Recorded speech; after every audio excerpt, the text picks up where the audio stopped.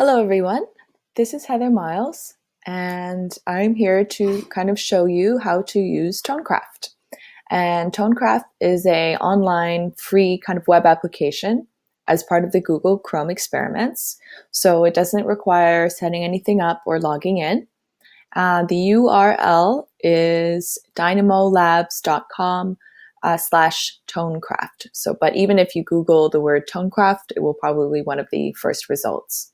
I will explain to you how to use it. So you click start and it will load kind of a grid for you. And you can see that right now there's kind of a gray bar going across the grid. So that will be when you place blocks on the grid. Every time that passes over the block, it will make a sound. So I'm going to press spacebar just to stop it for the moment. So you can see at the top of the screen, there is a kind of small subsection here of explaining what the keystrokes will do. The only thing I explained to my primary junior students is how to place blocks and how to delete blocks. I wanted to keep it really simple, and to be honest, they figured out the details on their own. So basically you can see on the left-hand side of the screen, there are different colored blocks. So each color is assigned a different sound. And so if I click on the color and then click on the grid, it will place a block. And so when I press the space bar to start, it will play a sound every time that gray bar goes across my red block. And so depending on where I place my block, the sound will change. So I'm going to place one here and here just to show you.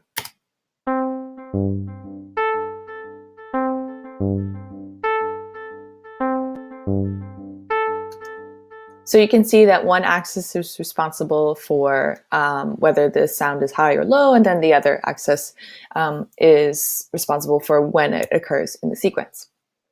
So I'm going to choose some different color blocks and just place them without any sort of plan myself, and then we'll see what that sounds like.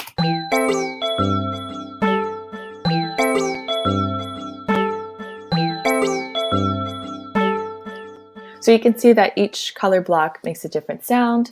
You can stack blocks, which is something I didn't know until students showed me.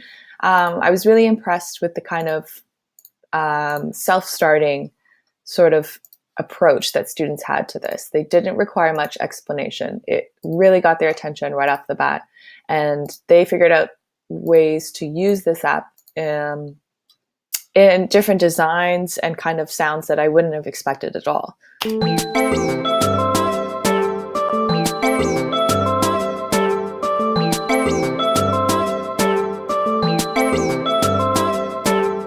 yeah, that is my own musical example. How to delete blocks. It says at the top here that holding Alt and clicking on the block will remove the block. So you hold down Alt and click on that block and it will disappear. Sometimes, depending on the computer you're using, students might delete a block by accident, but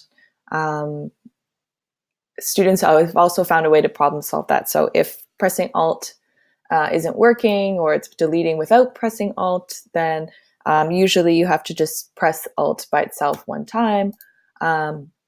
Or kind of click through, and because it's a free application, so there are some glitches I found sometimes depending on the computer you're using. We were using Chromebooks, and so sometimes blocks would delete if they were meant to add them, but students usually didn't get too frustrated, and there was always a couple of students who really got the hang of it quickly and were able to act as kind of guides for the other students if they were having trouble.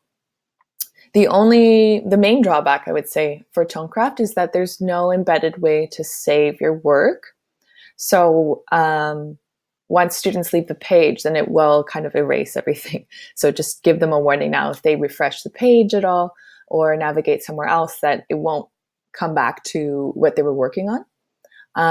But what I found, I'm using an app right now called Screencastify, and I use that to record their work. And as I'm using it right now to kind of show you how to use Tonecraft. So you can either take a picture of their work by screen capturing it, or use kind of a free app like Screencastify that will record your tab in terms of the sound and what you're doing on it.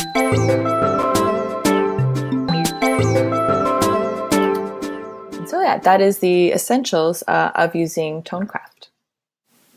Here are some student examples that I took a picture of, just to show you the different kinds of creative thinking that were involved. It really kind of surpassed my expectations. I thought that they would just place blocks randomly like I just showed you, but sometimes that was the case, but sometimes there was very deliberate kind of design thinking involved, or whether that be what it sounded like or what it looked like.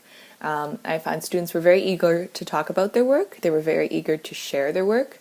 I find that this app is great in terms of fulfilling curriculum expectations for music, whether it be creating and performing art in terms of reflecting, responding, analyzing, and principles of design, math for the geometry and spatial sense strands, patterning and algebra strands, and yeah, I find it's free, it's easy if you have access to even one Promethean board or smartboard and have students come up, or whether they have access to Chromebooks and they can do it individually.